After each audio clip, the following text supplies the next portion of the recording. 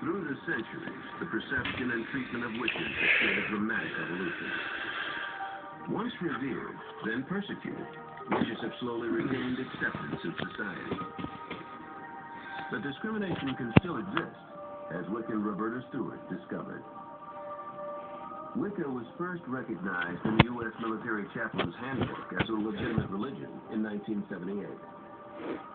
But in 1999, Texas Governor George W. Bush declared he didn't believe in witchcraft. He spoke out against it in a television interview, saying he opposed the decision by the military to allow Wiccan rituals at Fort Hood, near Austin, Texas. You know, I respect free speech, but I think the Wicca movement, witchcraft on government property, is taking free speech a little too far. I don't think witchcraft is a religion. His statement angered Wiccans like Roberta Stewart, whose husband Patrick, also a Wiccan, was serving in the U.S. military. So I was in shock as a paralegal, as a wife in this country, to go, how can you do that to a faith and all of our soldiers? On September 25, 2005, Patrick Stewart and 4 crew members were flying a routine mission over Afghanistan.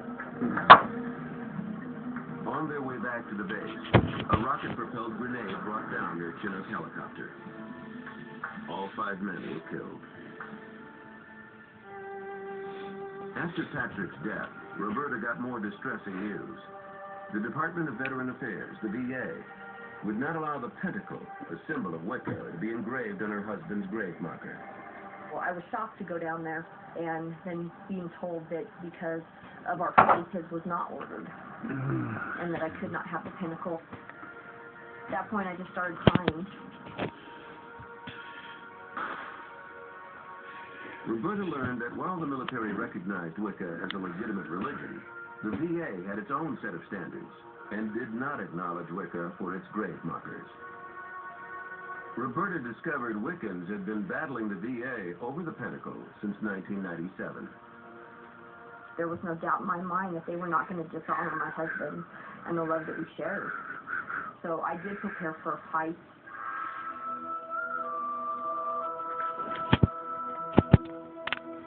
In 2005, the VA allowed that 38 different religious and philosophical symbols could be engraved on military grave markers. Roberta Stewart thought it was flagrant discrimination that the Wiccan pentacle wasn't one of them. I met with the Undersecretary of the Veterans Administration, who flat out told me they're not recognizing it because they didn't feel it was a valid faith. In 2006, Roberta took her case to Nevada state officials. They ruled that since Patrick Stewart's veteran memorial was in a state-run cemetery, the Nevada state government had jurisdiction. On November 19, 2006, Roberta Stewart got her wish. The pentacle was finally engraved on Patrick's marker at the Veterans Memorial Cemetery in Fernley, Nevada.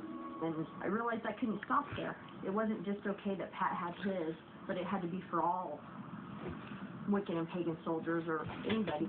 Roberta Stewart joined the Wiccan religious group Circle Sanctuary and sued the VA. On April 23, 2007, the Department of Veteran Affairs finally agreed to allow the pentacle on VA-issued grave markers. Roberta's story got so much media attention that she got a telephone call from President Bush.